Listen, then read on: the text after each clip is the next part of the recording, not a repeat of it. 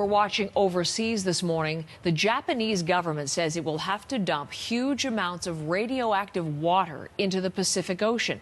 The only way, it thinks, to deal with all of the contamination at Fukushima's destroyed nuclear power plant.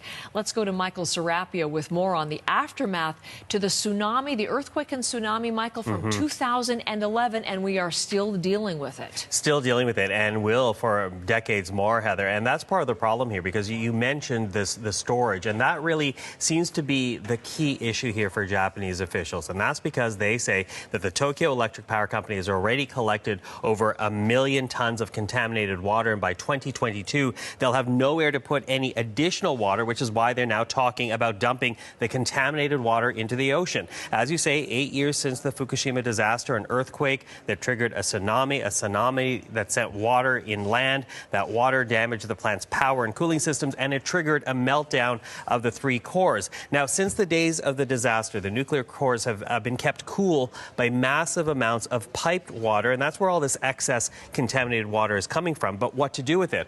It is Japan's environment minister who says he can only see one option. Take a look at the statement from Yoshiaki Harada, who says the only option will be to drain it into the sea and dilute it. Now, that's Japan's chief cabinet secretary says that is only the environment minister's opinion. He says the government is not completely decided as to what it will do, but the debate rages on, and certainly the concern is being expressed.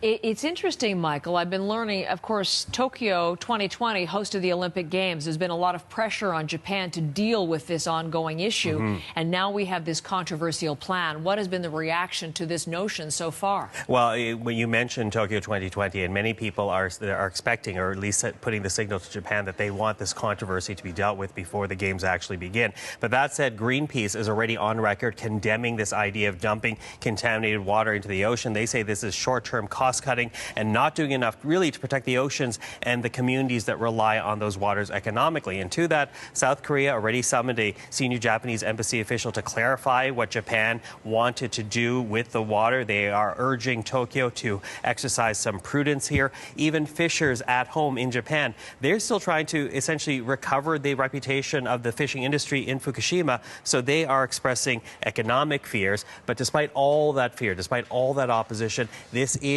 an option that's been debated now for almost a year. So it's still on the table. And as the environment minister says, the other options seem to be much harder to pursue. So we're going to have to see where this one goes.